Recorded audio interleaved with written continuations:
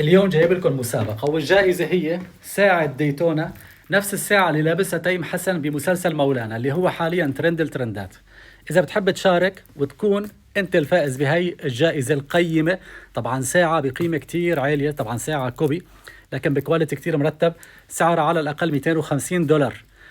خلينا نشوف كيف نشارك. ركز معي منيح، التحدي اليوم مختلف جدا لحتى يكون فيه حماس ويكون فيه تفاعل أكثر.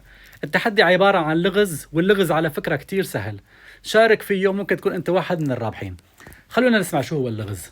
اللغز بيقول لك: أنا ما كنت شرارة، أنا شخص تركت في الناس أثر امتد لآلاف الأيام، وحولت الأخوة وأبناء العم لخصوم وأعداء. قصتي كانت صغيرة بس صارت كتير كبيرة، أشعلت نار خليتها تاكل البيوت والنفوس، كتبوا فيني الشعر وطالعوني على شاشات التلفزيون. صح أنا نذير شؤم بس أنا مالي بومة. شو هو الجواب؟ طبعا طريقة المشاركة كتير سهلة، تابع الحساب، اكتب جوابك في التعليقات، واذكر من أي مدينة عم تتابعني لحتى تربح ساعة الديتونا. طبعا السحب رح يصير بشكل مباشر أول ما نوصل ل20,000 متابع، وما بقى إلا القليل. كل تعليق بيقربنا من الهدف، يمكن يكون جوابك الصح ويمكن أنت اللي تفوز بهاي الجائزة القيمة، ساعة ديتونا رولكس، نفس الساعة اللي لابسها تيم حسن مولانا.